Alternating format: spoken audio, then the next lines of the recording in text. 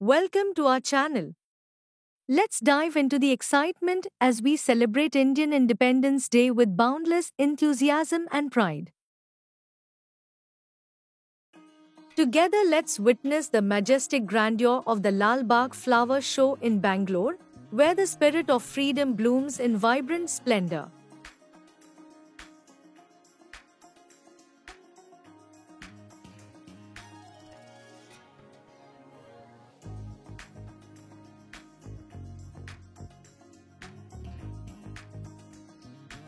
The Independence Day Flower Show at Lal Bagh 2024 runs from 8th August to 19th August.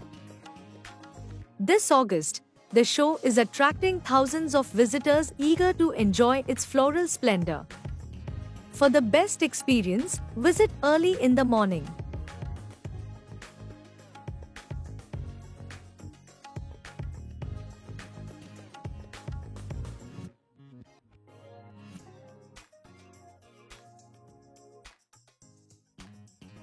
Tickets are 80 rupees on weekdays and 100 rupees on weekends, with children's tickets available for just 30 rupees every day. You can conveniently purchase your tickets at the main gate, West Gate, or Double Road Gate.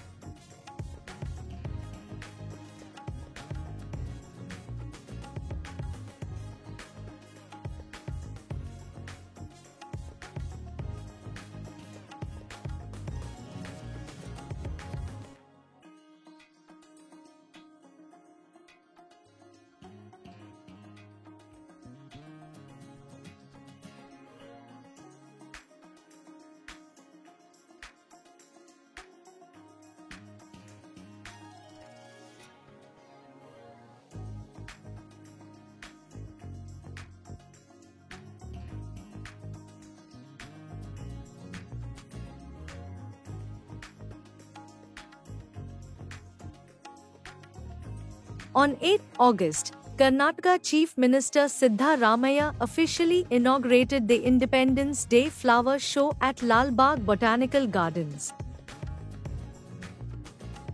Following the inauguration of the 216th Annual Flower Show at Lal Bagh Botanical Gardens, Karnataka Chief Minister Siddha Ramaiah stated, "This year's show offers a unique chance for people to grasp the aspirations enshrined in the Constitution."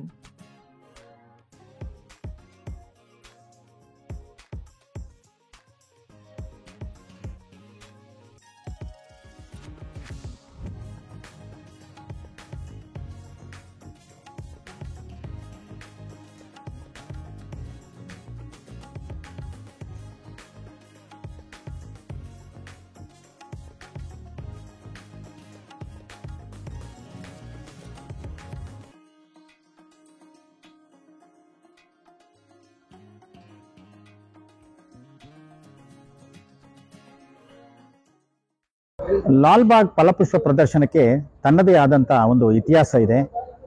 ಮೊಟ್ಟ ಮೊದಲಿಗೆ ಲಾಲ್ ಬಾಗಿನ flower ಶೋಗಳು ಹೇಗೆ ಪ್ರಾರಂಭವಾದವು ಅನ್ನೋದ್ರ ಬಗ್ಗೆ ಒಂದು ಮೆಲುಕು ಹಾಕೋದಾದರೆ, ಸುಮಾರು 1912ರಲ್ಲಿ ಏನು ಗುಸ್ತಾವ್ ಹರ್ಮನ್ ಕ್ರುಂಬಿಗಲ್ ಈ ಒಂದು ಗಾರ್ಡನ್ ಸೂಪರಿಂಟೆಂಡೆಂಟ್ ಆಗಿ ಬಂದರು ನಮ್ಮ ನಾಲ್ವಡಿ ಕೃಷ್ಣರಾಜ ಒಡೆಯರ್ ಅವರ ಆಳ್ವಿಕೆಯಲ್ಲಿ. ಆ ಒಂದು ಸಂದರ್ಭದಲ್ಲಿ ಅವರು ಅಲಂಕಾರಿಕ ತೋಟಗಾರಿಕೆಗೆ ಅಂದರೆ ಬಹುಮುಖ್ಯವಾಗಿ ಆರ್ನಮೆಂಟಲ್ ಹಾರ್ಟಿಕಲ್ಚರ್ಗೆ ಒತ್ತು ಕೊಡುವ ಉದ್ದೇಶದಿಂದ 1912ನಲ್ಲಿ ಮೈಸೂರು ಹಾರ್ಟಿಕಲ್ಚರ್ ಸೊಸೈಟಿ ಅಂತ ಹೇಳಿ ಒಂದು ಸಂಸ್ಥೆಯನ್ನು ಹುಟ್ಟುಹಾಕಿದರು. ಆ ಮೂಲಕ ಈ ನಗರ ಪ್ರದೇಶದಲ್ಲಿರ್ತಕ್ಕಂಥ ಏನು ಆಸಕ್ತರು ತಮ್ಮ ಮನೆ ಅಂಗಳದಲ್ಲಿ ತಾರಸಿಯ ಮೇಲೆ ಮತ್ತು ತಮಗೆ ಬೇಕಾದಂಥ ಸ್ಥಳಗಳಲ್ಲಿ ಬೆಳೆದಂಥ ಹಣ್ಣು, ಹಂಪಲು, ತರಕಾರಿ, ಕುಂಡಗಳನ್ನು ಇಲ್ಲಿಗೆ ತಂದು ಪ್ರದರ್ಶನ ಮಾಡಬೇಕು.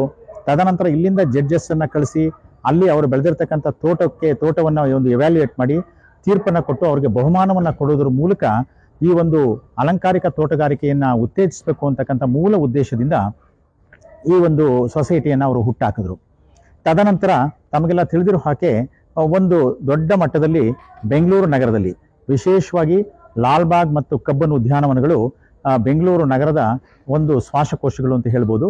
ಮತ್ತು ವಿಶೇಷವಾಗಿ ನಮ್ಮ ಏನು Indian Institute of Science, military ಕ್ಯಾಂಪಸ್ಗಳು, ಮತ್ತು ಬೆಂಗಳೂರು ಯೂನಿವರ್ಸಿಟಿಯ ಕ್ಯಾಂಪಸ್ಸು, ಅಗ್ರಿಕಲ್ಚರಲ್ ಸೈನ್ಸಸ್ ಕ್ಯಾಂಪಸ್ಸು, ಹೀಗೆ ಹಲವಾರು ದೊಡ್ಡ ಪ್ರಮಾಣದ ಏನು ಕ್ಯಾಂಪಸಸ್ ಏನಿದೆ ಲಕ್ಷಾಂತರ ಸಾವಿರಾರು ಮರಗಳಿಂದ ಕೂಡಿರ್ತಕ್ಕಂಥ ಒಂದು ದೊಡ್ಡ ಕ್ಯಾಂಪಸ್ ಏನಿತ್ತು, ಇವೆಲ್ಲವೂ ಸೇರಿ ಬೆಂಗಳೂರು ಒಂದು ಒಂದು ಬಟಾನಿಕಲ್ ಅಂದರೆ ಲೈಕ್ ಗಾರ್ಡನ್ ಸಿಟಿ ಅಂತಕ್ಕಂಥ ಒಂದು ನೇಮನ ಪಡೆದುಕೊಳ್ಳಿಕ್ಕೆ ಮೂಲ ಕಾರಣ ಆಯಿತು. ಅಂದರೆ 1912ಕ್ಕೂ ಮೊದಲು ಬ್ರಿಟಿಷ್ ಕಾಲಘಟ್ಟದಲ್ಲಿ ಸಣ್ಣ ಪ್ರಮಾಣದಲ್ಲಿ ಫ್ಲವರ್ ಶೋಗಳನ್ನ ಮಾಡಿದಂಥ ಒಂದು ದಾಖಲೆಗಳಿವೆ. ಆದರೆ 1889ನಲ್ಲಿ ಗಾಜಿನ ಮನೆಯನ್ನು ಕಟ್ಟಿದ ನಂತರ ಈ ಒಂದು 1889-90ನಲ್ಲಿ ಜಾನ್ ಕ್ಯಾಮರಾನ್ ಅವರ ಕಾಲಘಟ್ಟದಲ್ಲಿ ಈ ಒಂದು ಐತಿಹಾಸಿಕ ಗಾಜಿನ ಮನೆ ನಿರ್ಮಾಣ ಆಯಿತು. ತದನಂತರ ಈ ಒಂದು ಗಾಜಿನ ಮನೆ ಫಲಪುಷ್ಪ ಪ್ರದರ್ಶನಗಳನ್ನು ಒಂದು ಮಾಡಲಿಕ್ಕೋಸ್ಕರನೇ ಮೀಸಲಿಡುವ ರೀತಿಯಲ್ಲಿ ನಿರಂತರವಾಗಿ ಫಲಪುಷ್ಪ ಪ್ರದರ್ಶನಗಳು ನಡ್ಕೊಂಡು ಬಂದಿವೆ. ಸೊ ಈವರೆಗೆ ಸುಮಾರು 215 ಫಲಪುಷ್ಪ ಪ್ರದರ್ಶನಗಳನ್ನು ಈ ಲಾಲ್ಬಾಗ್ ಕಂಡಿದೆ. ಪ್ರಸ್ತುತ ಫಲಪುಷ್ಪ ಪ್ರದರ್ಶನ ಏನು ನಾವು ಸಂವಿಧಾನ ಶಿಲ್ಪಿ ಡಾಕ್ಟರ್ BR ಅಂಬೇಡ್ಕರ್ ಅವರಿಗೆ ಪುಷ್ಪ ನಮನವನ್ನು ಸಲ್ಲಿಸ್ತಕ್ಕಂಥ ಪರಿಕಲ್ಪನೆಯಡಿ ತೋಟಗಾರಿಕೆ ಇಲಾಖೆ ಆಯೋಜನೆ ಮಾಡಿರ್ತಕ್ಕಂಥ ಫಲಪುಷ್ಪ ಪ್ರದರ್ಶನ 216ನೇ ಫಲಪುಷ್ಪ ಪ್ರದರ್ಶನ. ಇದು ಕೂಡ ಒಂದು ದೊಡ್ಡ ಇತಿಹಾಸ. ಏಕೆಂದರೆ ಈ ಜಾಗತಿಕವಾಗಿ ನಾವು ನೋಡೋದಾದ್ರೆ ಅಮೆರಿಕಾದಲ್ಲಿ ಲಾಂಗೆಸ್ಟ್ ಶೋಗಳಾಗಿರ್ತಕ್ಕಂಥ ಉದಾಹರಣೆಗಳಿವೆ. ಅದನ್ನು ಹೊರತುಪಡಿಸಿದ್ರೆ 2ನೇ ಸ್ಥಾನದಲ್ಲಿ ಲಂಡನ್ನಲ್ಲಿರ್ತಕ್ಕಂಥ ಪ್ರಪಂಚದ ಬೃಹತ್ ಏನು ಬಟಾನಿಕಲ್ ಗಾರ್ಡನ್ ಇದೆ, ಸಸ್ಯಶಾಸ್ತ್ರೀಯ ತೋಟ ಕ್ಯೂ ಗಾರ್ಡನ್ ಏನಿದೆ, ಅಲ್ಲಿ ರಾಯಲ್ ಬಟಾನಿಕಲ್ ಸೊಸೈಟಿಯ ಮುಖೇನ ಜರುಗತಕ್ಕಂಥ ಚೆಲ್ಸಿ ಶೋಗಳು ವಿಶ್ವಪ್ರಸಿದ್ಧ ಮತ್ತು ಜಾಗತಿಕವಾಗಿ 2ನೇ ಸ್ಥಾನದಲ್ಲಿವೆ. ಮತ್ತು ಲಾಲ್ಬಾಗ್ನ ಈ ಒಂದು ಕರ್ನಾಟಕದ ಫಲಪುಷ್ಪ ಪ್ರದರ್ಶನಗಳು ಜಾಗತಿಕವಾಗಿ 3ನೇ ಸ್ಥಾನದಲ್ಲಿರ್ತಕ್ಕಂಥದ್ದು ನಾಡು ಮತ್ತು ರಾಷ್ಟ್ರದ ಹೆಗ್ಗಳಿಕೆ ಅಂತಲೇ ಹೇಳ್ಬೋದು. ಇಷ್ಟೊಂದು ಸುದೀರ್ಘ ಇತಿಹಾಸ ಆಗಿರ್ತಕ್ಕಂಥ ಫಲಪುಷ್ಪ ಪ್ರದರ್ಶನದಲ್ಲಿ ನಾವೆಲ್ಲರೂ ಕೂಡ ಭಾಗಿಯಾಗಿರ್ತಕ್ಕಂಥದ್ದು ಮತ್ತು ಬೆಂಗಳೂರಿಗರಿಗೆ ವರ್ಷಕ್ಕೆ 2 ಬಾರಿ ಏನು ಒಂದು ಸ್ವಾತಂತ್ರ್ಯ ದಿನಾಚರಣೆ ಮತ್ತು ರಿಪಬ್ಲಿಕ್ ಡೇ 2 ಅಕೇಶನ್ಸಲ್ಲಿ ನಾವು ನಿರಂತರವಾಗಿ ಫಲಪುಷ್ಪ ಪ್ರದರ್ಶನಗಳನ್ನು ಮಾಡ್ಕೊಂಡು ಹೋಗ್ತಾ ಇದ್ದೀವಿ. ಮತ್ತೆ ಫಲಪುಷ್ಪ ಪ್ರದರ್ಶನಗಳ ಹಿನ್ನೆಲೆಯನ್ನು ನೋಡೋದಾದ್ರೆ ಕುಂಡದಲ್ಲಿ ಬೆಳೆದಂಥ ಹೂಗಳನ್ನು, ತರಕಾರಿಗಳನ್ನು, ಔಷಧಿ ಸಸ್ಯಗಳನ್ನು, ಹಣ್ಣಿನ ಗಿಡಗಳನ್ನು ಪ್ರದರ್ಶನ ಮಾಡುವುದರ ಮೂಲಕ ಇಂದಿನ ಪ್ರದರ್ಶನಗಳು ನಿರಂತರವಾಗಿ ನಡ್ಕೊಂಡು ಬರ್ತಾ ಇತ್ತು.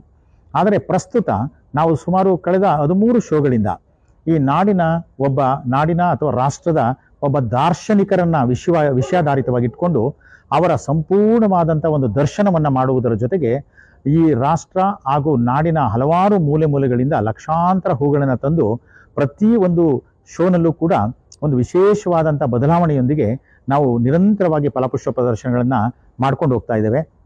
ಸೊ ಈ ಬಾರಿಯ ಫಲಪುಷ್ಪ ಪ್ರದರ್ಶನ ದಾದಾ ಸಾಹೇಬ್ ಅಂಬೇಡ್ಕರ್ ಅವರಿಗೆ ಸಮರ್ಪಿತ ಆಗಿದೆ. ಬಹಳ ವಿಜೃಂಭಣೆಯಿಂದ ನಡೀತಾ ಇದೆ. ಸೊ ಜನವರಿ 8ರಿಂದ ಮಾನ್ಯ ಮುಖ್ಯಮಂತ್ರಿಗಳಿಂದ ಉದ್ಘಾಟನೆಗೊಂಡಂಥ ಈ ಪ್ರದರ್ಶನ 19ನೇ ತಾರೀಕುವರೆಗೂ ಕೂಡ 12 ದಿವಸಗಳ ಕಾಲ ಜರುಗಲಿದೆ.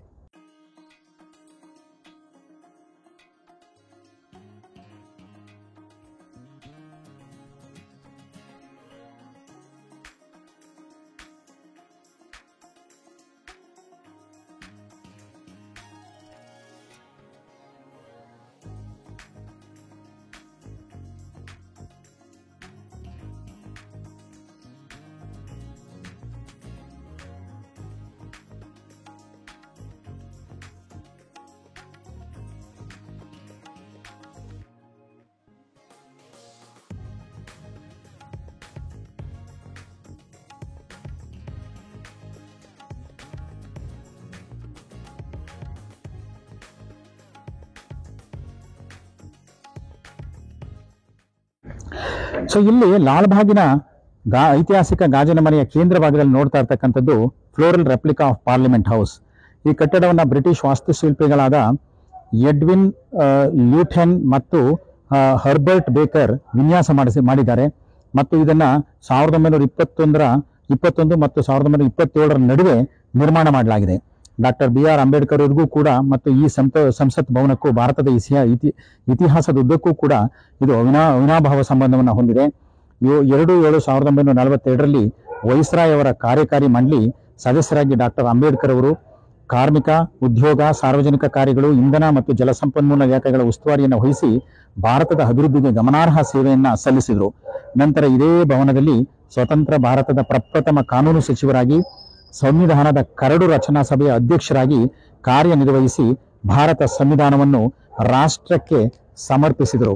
ಇದರ ಕುರುಹಾಗಿ ಇಂದು ಪ್ರಸ್ತುತ ಜರುಗುತ್ತಿರ್ತಕ್ಕಂಥ ಡಾಕ್ಟರ್ BR ಅಂಬೇಡ್ಕರ್ ಅವರ ವಿಷಯಾಧಾರಿತ ಫಲಪುಷ್ಪ ಪ್ರದರ್ಶನದಲ್ಲಿ ಐತಿಹಾಸಿಕ ಗಾಜಿನ ಮನೆಯ ಕೇಂದ್ರ ಭಾಗದಲ್ಲಿ ಸಂಸತ್ ಏನು ಭವನ ಏನಿದೆ ದೆಹಲಿಯಲ್ಲಿ, ಅದರ ಒಂದು ಪುಷ್ಪ ಪ್ರತಿರೂಪವನ್ನು ಲಕ್ಷಾಂತರ ಗುಲಾಬಿ ಮತ್ತು ಸೇವಂತಿಗೆ ಹೂಗಳಿಂದ ಅದು ಹೊರಹೊಮ್ಮುವಂತೆ ವಿನ್ಯಾಸಗೊಳಿಸಲಾಗಿದೆ. ಪ್ರದರ್ಶನಕ್ಕೆ ಬರತಕ್ಕಂಥ ಸರ್ವರನ್ನು ಕೂಡ ಆಕರ್ಷಿಸ್ತಕ್ಕಂಥ ಒಂದು ಕೇಂದ್ರ ಬಿಂದುವಾಗಿದೆ. ಇದರ ಮುಂದೆ ಡಾಕ್ಟರ್ BR ಅಂಬೇಡ್ಕರ್ ಅವರ ಸುಮಾರು 12 ಅಡಿ ಎತ್ತರದ ಪ್ರತಿಮೆಯನ್ನು 5 ಅಡಿ ಒಂದು ಪೀಠದ ಮೇಲೆ ಕೂರಿಸುವ ಮೂಲಕ ಇಡೀ ಒಂದು ವಾತಾವರಣ ಅತ್ಯಂತ ಆಕರ್ಷಕವಾಗಿ ಮೂಡಿಬರುವುದರ ಮೂಲಕ ಸರ್ವರನ್ನು ಆಕರ್ಷಿಸ್ತಾ ಇದೆ. As you enter the glass house, you'll be greeted by a magnificent floral depiction of the Sansad Bhavan, highlighted by a towering statue of Dr. Ambedkar.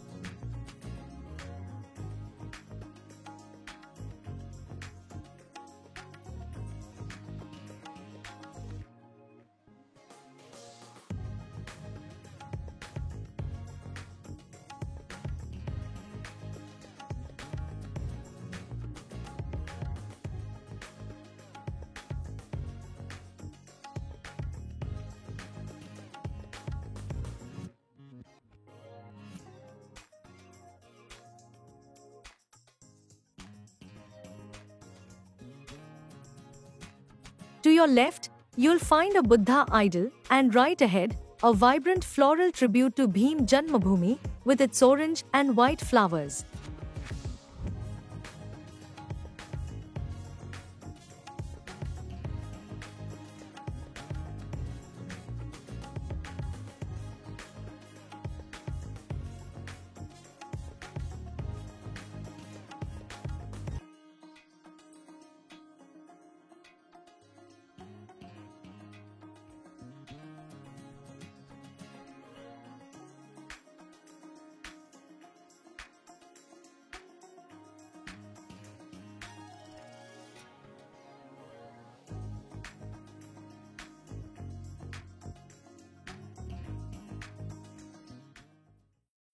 Doctor BR Ambedkar ಅವರಿಗೆ ಸಮರ್ಪಿತವಾದಂಥ ಒಂದು ಸ್ಮಾರಕ ಏನು ಭೀಮ್ ಜನ್ಮಭೂಮಿ, ಇದು ಭಾರತದ ಮಧ್ಯಪ್ರದೇಶದ ಮೌನಲ್ಲಿದೆ. ಈಗ ಇದನ್ನು ಡಾಕ್ಟರ್ ಅಂಬೇಡ್ಕರ್ ನಗರ ಎಂದು ಕರೆಯಲಾಗಿದೆ. ಸೊ ಅಂಬೇಡ್ಕರ್ ಅವರು ಜನಿಸಿದಂತಹ ಒಂದು ಸ್ಥಳದಲ್ಲಿರ್ತಕ್ಕಂಥ ಸ್ಮಾರಕದ ಪುಷ್ಪ ಪ್ರತಿರೂಪವನ್ನು ನಾವು ಈ ಬಾರಿ ಗಾಜಿನ ಮನೆಯಲ್ಲಿ ಮಾಡಿದ್ದೇವೆ. 1891ರ 14ನೇ ಏಪ್ರಿಲ್ನಲ್ಲಿ ಯುದ್ಧಕ್ಕೆ ಸಂಬಂಧಿಸಿದ ಮಿಲಿಟರಿ ಹೆಡ್ ಕ್ವಾರ್ಟರ್ಸ್ನಲ್ಲಿ ಅಂಬೇಡ್ಕರ್ ಅವರು ಜನಿಸಿದರು. ಈ ಸ್ಮಾರಕವನ್ನು ಅಂಬೇಡ್ಕರ್ ಅವರ 100ನೇ ಜನ್ಮದಿನದಂದು ಅಂದರೆ 14ನೇ ಏಪ್ರಿಲ್ 1991ರಂದು ಅಂದಿನ ಮಧ್ಯಪ್ರದೇಶದ ಮುಖ್ಯಮಂತ್ರಿಗಳಾದಂಥ ಸುಂದರ್ಲಾಲ್ ಪಟ್ಟಾ ಅವರು ಉದ್ಘಾಟಿಸಿದರು. ಪ್ರತಿ ವರ್ಷ ಲಕ್ಷಾಂತರ ಅಂಬೇಡ್ಕರ್ ಅನುಯಾಯಿಗಳು, ಬೌದ್ಧರು ಮತ್ತು ಇತರ ಪ್ರವಾಸಿಗರು ವಿಶೇಷವಾಗಿ ಏಪ್ರಿಲ್ 14ರಂದು ಈ ಸ್ಥಳಕ್ಕೆ ಭೇಟಿ ನೀಡುತ್ತಾರೆ ಮತ್ತು ಅಂಬೇಡ್ಕರ್ ಅವರ ಜನ್ಮದಿನವನ್ನು ಆಡಂಬರ ಮತ್ತು ವಿಜೃಂಭಣೆಯಿಂದ ಆಧರಿಸುತ್ತಾರೆ. ಸೊ ಇಂತಹ ಒಂದು ವಿಶೇಷವಾದಂತಹ ಡಾಕ್ಟರ್ BR ಅಂಬೇಡ್ಕರ್ ಅವರ ಜನ್ಮಸ್ಥಳದ ಸ್ಮಾರಕವನ್ನು ಲಕ್ಷಾಂತರ ಹೂಗಳಿಂದ ಒಂದು ಪರಿಕಲ್ಪನೆಯಾಗಿ ಹೊರತಂದಿರತಕ್ಕಂಥದ್ದು ಬಹಳ ಆಕರ್ಷಮಯವಾಗಿ ಮೂಡಿ ಬಂದಿದೆ. ಇದರಲ್ಲಿ ಪ್ರಮುಖವಾಗಿ ಗುಲಾಬಿ ಹೂಗಳು ಮತ್ತು ಸೇವಂತಿಗೆ ಹೂಗಳನ್ನು ಬಳಸಲಾಗಿದೆ. ಮತ್ತು ಜೊತೆಗೆ ಈ ಒಂದು ಸ್ಮಾರಕದ ಸುತ್ತಲೂ ಕೂಡ ಸುಮಾರು 16 ಜಾತಿಯ ವಿಶೇಷ ಬಗೆಯ ವಾರ್ಷಿಕ ಹೂಗಳನ್ನ ನಾವು ಬಳಸಿದ್ದೀವಿ. ಇಲ್ಲಿ ತಾವು ನೋಡ್ತಾ ಇರುವ ಹಾಗೆ ಊಟಿ ಕರ್ನಾಟಕ ಗಾರ್ಡನ್ನ ಏನು ಟ್ಯೂಬ್ರಸ್ ರೂಟೆಡ್ ಬೆಗೋನಿಯಾ, ಇದು ಶೀತ ವಲಯದ ಹೂಗಳು.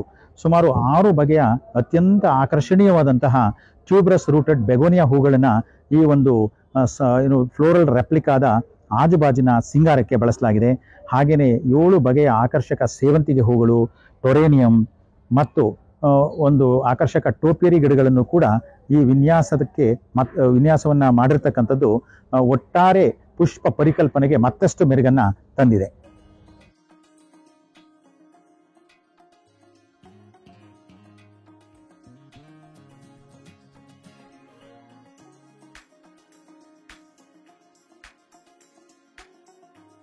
Bhim Janmabhoomi in Dr. Ambedkar Nagar, Madhya Pradesh, is the birthplace of Dr. B.R. Ambedkar. The memorial was inaugurated on 14th April 1991 to mark his 100th birth anniversary by then Chief Minister Sundar Lal Patwa.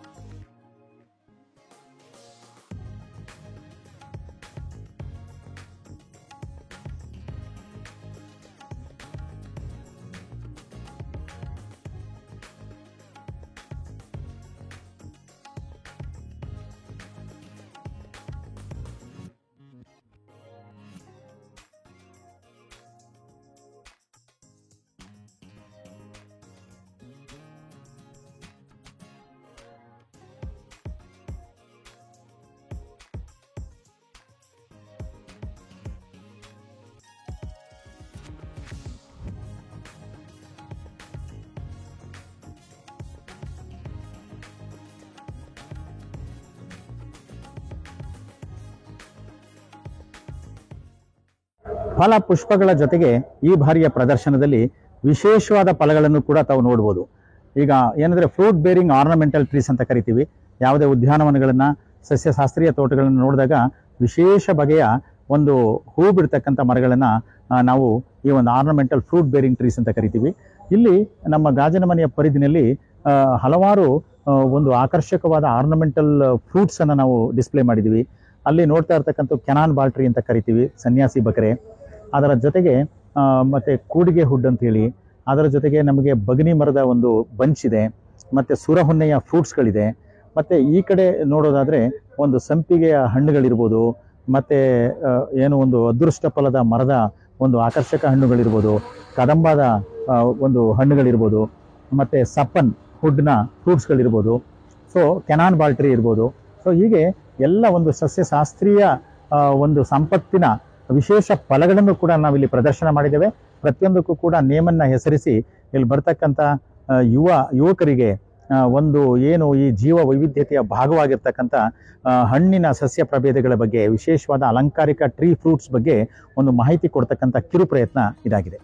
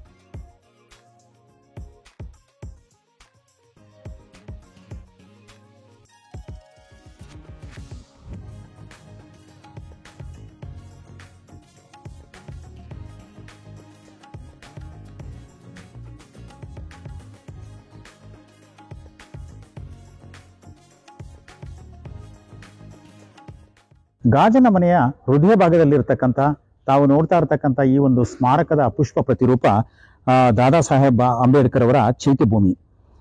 So ಮಹಾರಾಷ್ಟ್ರದ ಮುಂಬೈನ ಏನು ದಾದಾರ್ ಚೌಪಟ್ಟಿ ಅಂತಕ್ಕಂಥ ಪ್ರದೇಶದಲ್ಲಿ ಸಮುದ್ರದ ಒಂದು ಬೀಚ್ನ ಪಕ್ಕದಲ್ಲಿರ್ತಕ್ಕಂಥ ಚೈತ್ಯಭೂಮಿ ಸ್ಮಾರಕವು ಒಂದು ಬೌದ್ಧ ಚೈತ್ಯವಾಗಿದೆ. Doctor ದಾದಾ ಬಾಬಾ ಸಾಹೇಬ್ ಅಂಬೇಡ್ಕರ್ ಅವರು ಮರಣ ಹೊಂದಿದಾಗ ಅವರ ಪಾರ್ಥಿವ ಶರೀರಕ್ಕೆ ಇಲ್ಲಿ 7ನೇ ಡಿಸೆಂಬರ್ 1956ರಂದು ಅಂತ್ಯ ಸಂಸ್ಕಾರವನ್ನ ನೆರವೇರಿಸಲಾಯಿತು. ನಂತರ ಚೈತ್ಯಭೂಮಿ ಸ್ಮಾರಕವನ್ನು ಅವರ ಸೊಸೆ ಮೀರಾ ಅಂಬೇಡ್ಕರ್ ಅವರು ಡಿಸೆಂಬರ್ 5ನೇ 1971ರಂದು ಉದ್ಘಾಟನೆಯನ್ನ ನೆರವೇರಿಸಿದ್ದಾರೆ.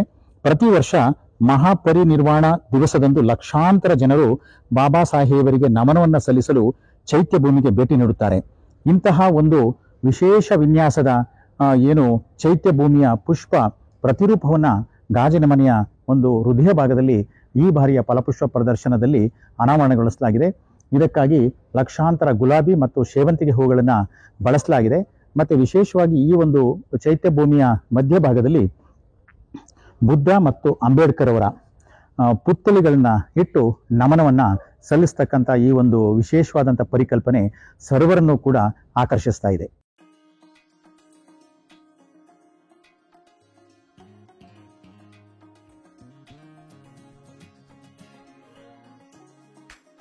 Moving on to Chaitya Bhumi in Mumbai, Maharashtra.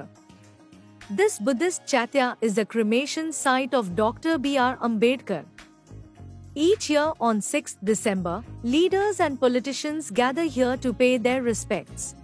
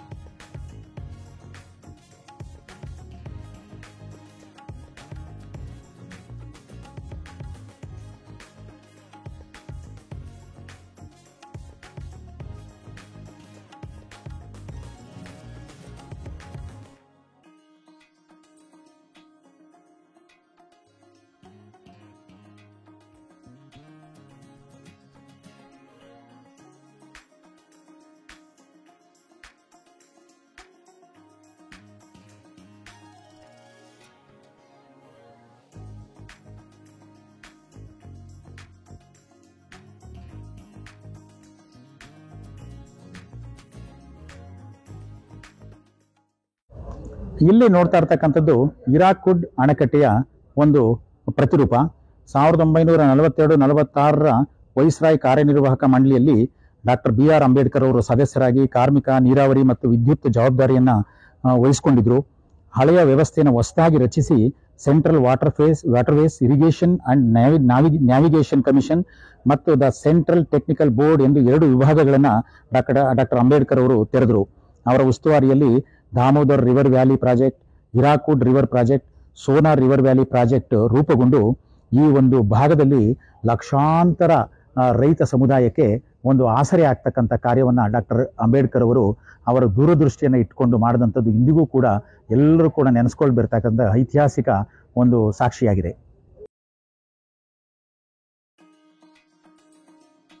Dr. Ambedkar also revolutionized water resource management in India. He advocated for a multipurpose approach to river valley development, leading to the creation of projects like the Damodar River Valley and the Hirakud project. These initiatives aimed at flood control, irrigation, navigation, and hydropower are lasting legacies of his vision.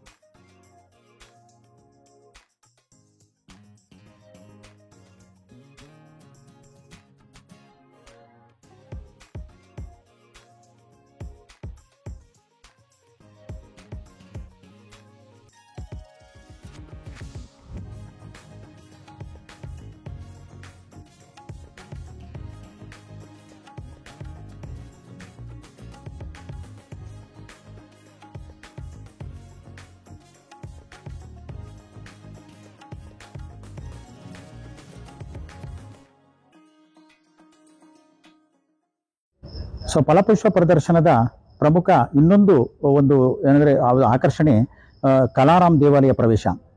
So ಮಹಾರಾಷ್ಟ್ರದ ನಾಸಿಕ್ನಲ್ಲಿ ಇರ್ತಕ್ಕಂಥ ಐತಿಹಾಸಿಕ ಕಲಾರಾಮ್ ದೇವಾಲಯದಲ್ಲಿ ಅಸ್ಪೃಶ್ಯರಿಗೆ ಪ್ರವೇಶವಿರಲಿಲ್ಲ. ಮಹಾರ್ ಸಂಘದ ನೇತೃತ್ವದಲ್ಲಿ doctor BR Ambedkar ಅವರ ಮುಂದಾಳತ್ವದಲ್ಲಿ ದೇವಾಲಯ ಪ್ರವೇಶದ ಹೋರಾಟಕ್ಕೆ ಚಾಲನೆ ದೊರೆಯಿತು. 2-3-1931 ಸುಮಾರು 500 ಮಹಿಳೆಯರನ್ನು ಒಳಗೊಂಡಿದ್ದ 15,000 ಸತ್ಯಾಗ್ರಹಗಳ ಮೆರವಣಿಗೆಯಲ್ಲಿ ಅಂಬೇಡ್ಕರ್ ಅವರ ಆಗಮನ ಆಯಿತು. ಸವರ್ಣೀಯರ ವಿರೋಧ, ಆಡಳಿತ ಮಂಡಳಿಯಿಂದ ದೇವಾಲಯದ ಎಲ್ಲ ಬಾಗಿಲುಗಳು ಬಂದಾದವು. ದೇವಾಲಯದ ಮುಂದೆ ಅಂಬೇಡ್ಕರ್ ಅವರಿಂದ ಶಾಂತಿಯುತ ಸತ್ಯಾಗ್ರಹ ಪ್ರಾರಂಭ ಆಯಿತು. ಏಪ್ರಿಲ್ 1ರಂದು ರಾಮನವಮಿಯ ದಿನ ದೇವಾಲಯದ ಬಾಗಿಲುಗಳು ತೆರೆದಾಗ ಸತ್ಯಾಗ್ರಹಿಗಳಿಂದ ದೇವಾಲಯದ ಪ್ರವೇಶ ಯತ್ನ ಆಯಿತು. 100 ಸತ್ಯಾಗ್ರಹಗಳ ಬಂಧನವೂ ಕೂಡ ಆಯಿತು. 9-4-1931 ರಾಮ ರಥೋತ್ಸವದಲ್ಲಿ ಅಸ್ಪೃಶ್ಯರಿಗೂ ರಥ ಎಳೆಯಲು ಅವಕಾಶಕ್ಕೆ ಒಪ್ಪಿಗೆ ದೊರೆಯಿತು. ಆದರೆ ರಥ ಎಳೆಯಲು ಹೋದಾಗ ಅವಕಾಶ ನಿರಾಕರಣೆಯಾಯಿತು, ಮತ್ತೆ ಗಲಭೆಗೆ ಕಾರಣವಾಯಿತು. 15/4/1931 ಕೂಡ ಸತ್ಯಾಗ್ರಹದ ಪುನರಾವರ್ತನೆಯಾಯಿತು. ಕಲ್ಲು ತೂರಾಟ, ಲಾಠಿ ಚಾರ್ಜ್ 1935 ಅಕ್ಟೋಬರ್ವರೆಗೂ ಕೂಡ ಮುಂದುವರೆದಂತಹ ಹೋರಾಟ. ಈ ಸುದೀರ್ಘ ಹೋರಾಟದಿಂದ ಅವರ್ಣೀಯರೆಲ್ಲರೂ ಕೂಡ ಒಗ್ಗಟ್ಟಾಗಲು ಮತ್ತು ಹೊಸ ಹೊಸ ನಾಯಕರು ಹುಟ್ಟಿಕೊಳ್ಳಲು ಮತ್ತು ಅಸ್ಪೃಶ್ಯರು ಮತ್ತು ಸಾಮಾಜಿಕ ಅವರ ಹಕ್ಕುಗಳೇನು ಎಂದು ಅರ್ಥ ಮಾಡಿಕೊಳ್ಳಲು ಈ ಒಂದು ಘಟನೆ ಪ್ರಮುಖ ಒಂದು ಕಾರಣವಾಯಿತು. Kalram Temple, dedicated to Lord Rama, is located in the Panchavati area in Nashik, Maharashtra. On 2nd March 1930, Dr. B.R. Ambedkar led a large protest outside this temple, demanding entry for Dalits. Many protesters arrived by truck, surrounding the temple and sitting in peaceful protest.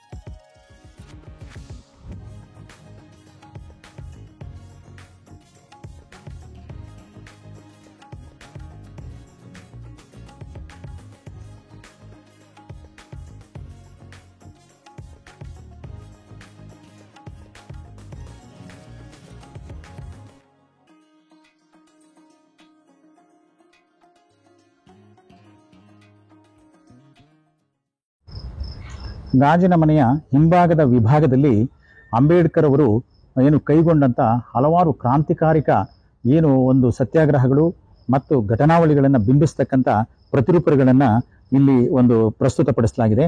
ಈಗ ಮೊದಲಿಗೆ ತಾವು ನೋಡ್ತಾ ಇರತಕ್ಕಂಥದ್ದು 19/2/1927 ಅಂಬೇಡ್ಕರ್ ಅವರು ಕೈಗೊಂಡಂಥ ಮಹಾಡ್ ಸತ್ಯಾಗ್ರಹದ ಒಂದು ಚಿತ್ರಣ. ಮಹಾರಾಷ್ಟ್ರದ ರತ್ನಗಿರಿ ಜಿಲ್ಲೆಯಲ್ಲಿ ಮಹಾಡ್ ಗ್ರಾಮದಲ್ಲಿದ್ದ ಚಾವದಾರ್ ಕೆರೆ ಇಡೀ ಪಟ್ಟಣಕ್ಕೆ ಕುಡಿಯುವ ನೀರಿಗೆ ಆಸರೆಯಾಗಿತ್ತು. ನಾಯಿ, ದನ, ಎಮ್ಮೆಗಳಿಗೂ ಹೋಗಿ ನೀರು ಕುಡಿಯಬಹುದಾಗಿದ್ದ ಕೆರೆಗೆ ಅಸ್ಪೃಶ್ಯರಿಗೆ ಮಾತ್ರ ಪ್ರವೇಶವಿರಲಿಲ್ಲ. ಡಾಕ್ಟರ್ ಅಂಬೇಡ್ಕರ್ ಅವರ ನೇತೃತ್ವದಲ್ಲಿ ಮಹಾಡ್ ಸತ್ಯಾಗ್ರಹ ಪರಿಷದ್ ಸಂಘಟನೆ ಸ್ಥಾಪನೆ ಮಾಡಿ 20 ಮಾರ್ಚ್ 1927 ಮಹಾಡ್ನಲ್ಲಿ ನಡೆದ ಸಮ್ಮೇಳನದಲ್ಲಿ ಸುಮಾರು 10,000 ಜನರು ಭಾಗಿಯಾಗಿದ್ದರು. ಸಮ್ಮೇಳನದ ಅಧ್ಯಕ್ಷತೆಯನ್ನು ವಹಿಸಿದ್ದಂಥ ಅಂಬೇಡ್ಕರ್ ಅವರ ನೇತೃತ್ವದಲ್ಲಿ ಆಯ್ದ ಪ್ರತಿನಿಧಿಗಳು ಚಾವದಾರ್ ಕೆರೆಗೆ ಭೇಟಿ ನೀಡಿ ನೀರು ಕುಡಿಯುವ ಮೂಲಕ ಸಾಂಕೇತಿಕ ಪ್ರತಿಭಟನೆಯನ್ನು ಕೂಡ ಕೈಗೊಂಡರು. ನಂತರ ಸವರ್ಣೀಯರಿಂದ ನಡೆದ ದಾಳಿಯಲ್ಲಿ 100 ಮಕ್ಕಳು, ಮಹಿಳೆಯರಿಗೆ ಕೂಡ ಗಾಯಗೊಂಡರು. ಮರುದಾಳಿಗೆ ಸಿದ್ಧರಾಗಿದ್ದ ಸತ್ಯಾಗ್ರಹಿಗಳನ್ನು ತಡೆದ ಅಂಬೇಡ್ಕರ್ ಅವರಿಂದ ನ್ಯಾಯಕ್ಕಾಗಿ ಹೋರಾಟ ಮಾಡಿ 6/6/1927 ಡಿಸ್ಟ್ರಿಕ್ಟ್ ಮ್ಯಾಜಿಸ್ಟ್ರೇಟ್ ನ್ಯಾಯಾಲಯದಿಂದ ಗಲಭೆಕೋರರಿಗೆ 4 ತಿಂಗಳ ಕಠಿಣ ಕಾರಾಗೃಹ ಶಿಕ್ಷೆಯನ್ನು ವಿಧಿಸುವಂತೆ ನೋಡಿಕೊಂಡರು. ತದನಂತರ 13/6/1929 ಮಹಾಡ್ ಚಾವದಾರ್ ಸರೋವರಕ್ಕೆ ಶೋಷಿತ ವರ್ಗಗಳ ಜನರಿಗೆ ಒಂದು ಪ್ರವೇಶವನ್ನು ನೀಡತಕ್ಕಂಥ ಐತಿಹಾಸಿಕ ಕೋರ್ಟ್ ಒಂದು ಆದೇಶವನ್ನು ನೀಡಿತು. ಸೊ ಈ ರೀತಿ ಡಾಕ್ಟರ್ B.R. ಅಂಬೇಡ್ಕರ್ ಅವರು ಪ್ರಾರಂಭ ಮಾಡಿದಂಥ ಬಹಳ ಅವರ ಕಾಲಘಟ್ಟದ ಪ್ರಮುಖ ಸತ್ಯಾಗ್ರಹ ಇದಾಗಿದೆ.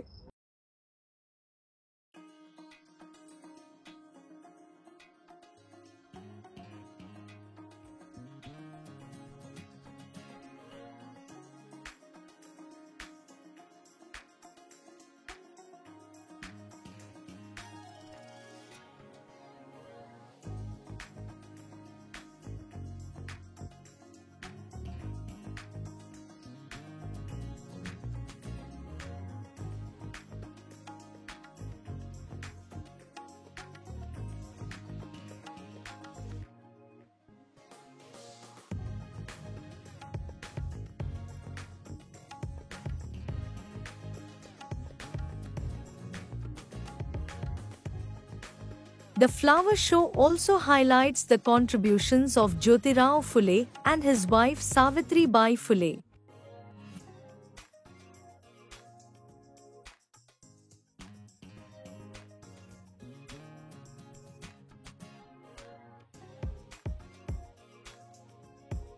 Jyotirao was a pioneering social reformer who fought against untouchability and the caste system, while Savitribai was one of India's first female teachers and a key figure in improving women's rights and education.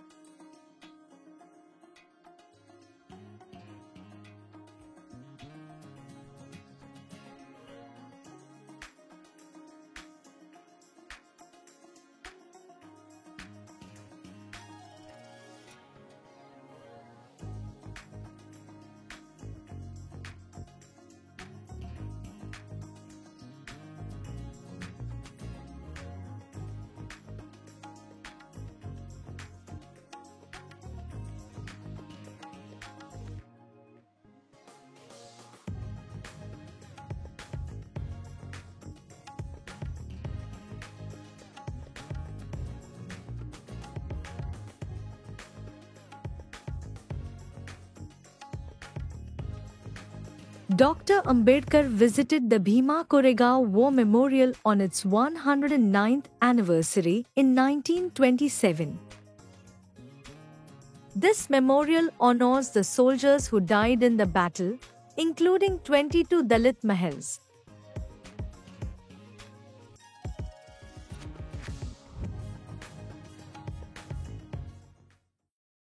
Doctor Ambedkar ಅವರು ಕೇವಲ ಒಬ್ಬ ವ್ಯಕ್ತಿಯಲ್ಲ, ಒಂದು ಶಕ್ತಿ. ಅವರ ಹಲವಾರು ಏನು ಒಂದು ಜ್ಞಾನವಾಹಿ ಮುಖಗಳನ್ನು ನೋಡೋದಾದರೆ ಅವರೊಬ್ಬರು ಮಾನವ ಹಕ್ಕುಗಳ ಪ್ರತಿಪಾದಕರಾಗಿದ್ದರು, ಪತ್ರಕರ್ತರಾಗಿದ್ದರು, ನಾಯಕರಾಗಿದ್ದರು, ಮಹಿಳಾ ಹಕ್ಕುಗಳ ಪ್ರತಿಪಾದಕರಾಗಿದ್ದರು, ಶಿಕ್ಷಣ ತಜ್ಞರಾಗಿದ್ದರು, ವಿಮೋಚಕರಾಗಿದ್ದರು, ಮತ್ತು ಅಡ್ವೊಕೇಟ್ ಆಗಿದ್ದರು, ಆಡಳಿತಗಾರರಾಗಿದ್ದರು, ಅಡ್ಮಿನಿಸ್ಟ್ರೇಟರ್ ಆಗಿದ್ದರು, ಹ್ಯೂಮನಿಸ್ಟ್ ಆಗಿದ್ದರು, ನಾಲೆಡ್ಜ್ ಸೀಕರ್ ಆಗಿದ್ದರು.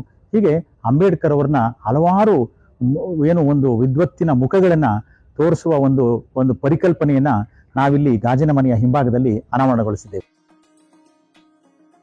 Now we visit Diksha Bhumi, where a Bodhi tree was planted from branches brought from Anuradhapura, Sri Lanka. This site is sacred to Navayana Buddhism, as it is where Dr. B.R. Ambedkar and 600,000 followers converted to Buddhism. This day is known as Dhammachakra Pravartan Din.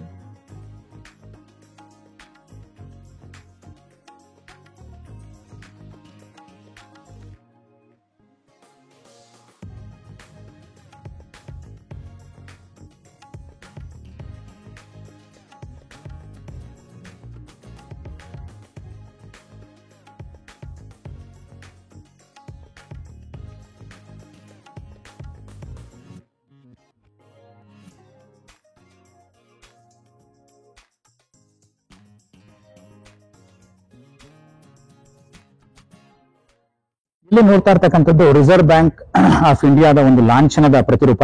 1926ರಲ್ಲಿ ಅರ್ಥಶಾಸ್ತ್ರನಾಗಿದ್ದ doctor B R Ambedkar ಅವರು ಏನು Hilton Young commission ಮುಂದೆ ಭಾರತದ ಆರ್ಥಿಕತೆಯ ಬಗ್ಗೆ ಸಾಕ್ಷ್ಯಾಧಾರಗಳನ್ನ ಸಲ್ಲಿಸಿದರು. ಅದೇ ರೀತಿ ಅವರು 1934ರಲ್ಲಿ ಸಲ್ಲಿಸಿದ ಸಾಕ್ಷ್ಯಾಧಾರಗಳ ಆಧಾರದಲ್ಲಿ reserve bank of India act 1934 ರೂಪುಗೊಂಡಿತು. ಮತ್ತೆ 1/4/1935ರಲ್ಲಿ ವಿದ್ಯುಕ್ತವಾಗಿ ರಿಸರ್ವ್ ಬ್ಯಾಂಕ್ ಆಫ್ ಇಂಡಿಯಾ ಸ್ಥಾಪನೆಯಾಯಿತು. 1990ರಲ್ಲಿ ರಿಸರ್ವ್ ಬ್ಯಾಂಕ್ ಆಫ್ ಇಂಡಿಯಾದಿಂದ ಡಾಕ್ಟರ್ ಬಿ ಆರ್ ಅಂಬೇಡ್ಕರ್ ಅವರ ಸ್ಮರಣಾರ್ಥ ₹1 ನಾಣ್ಯವನ್ನು ಕೂಡ ಬಿಡುಗಡೆ ಮಾಡಲಾಯಿತು. 1916ರಲ್ಲಿ ಡಾಕ್ಟರ್ ಅಂಬೇಡ್ಕರ್ ಅವರ 125ನೇ ಜನ್ಮಾಚರಣೆಯ ಸುಸಂದರ್ಭದಲ್ಲಿ ಇವರ ಸ್ಮರಣಾರ್ಥ ₹10 ನಾಣ್ಯ ಮತ್ತು ₹125 ವಿಶೇಷ ನಾಣ್ಯಗಳನ್ನ ರಿಸರ್ವ್ ಬ್ಯಾಂಕ್ ಇಂಡಿಯಾ ಬಿಡುಗಡೆ ಮಾಡುವ ಮೂಲಕ ಡಾಕ್ಟರ್ ಬಾಬಾ ಸಾಹೇಬ್ ಅಂಬೇಡ್ಕರ್ ಅವರಿಗೆ ನಿಜವಾದ ಒಂದು ನಮನವನ್ನ ಸಲ್ಲಿಸಿದೆ.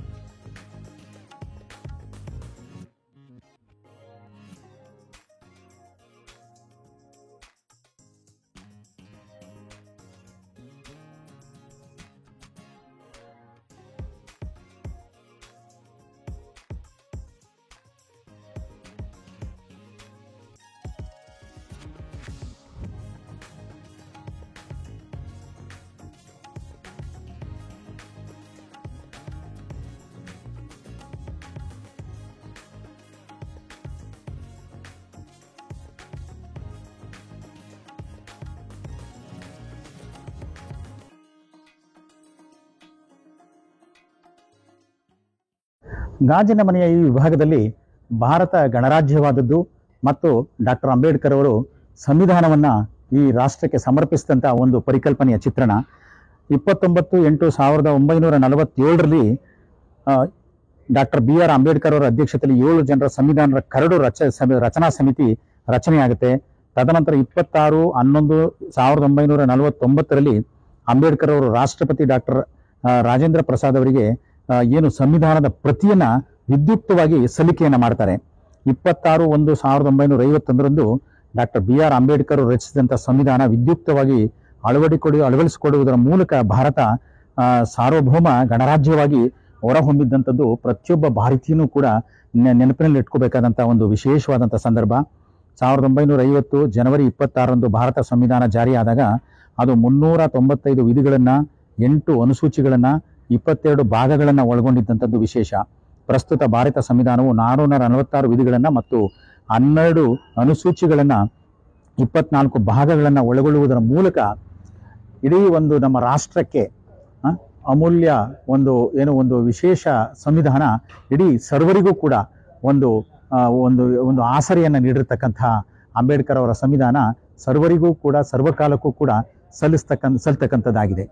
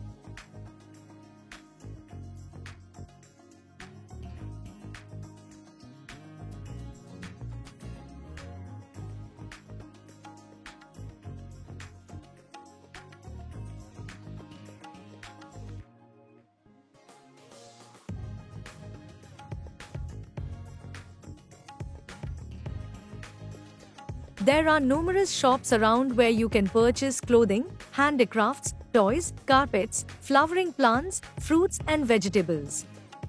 Let's take a closer look at some of them.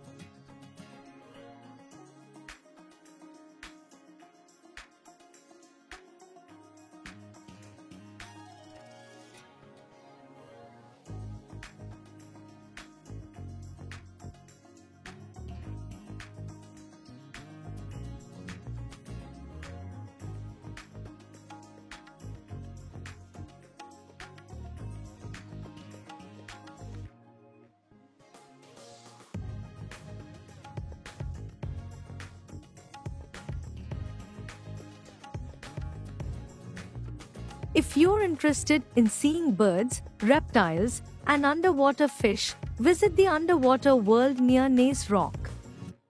Tickets are 100 rupees for adults and 50 rupees for children.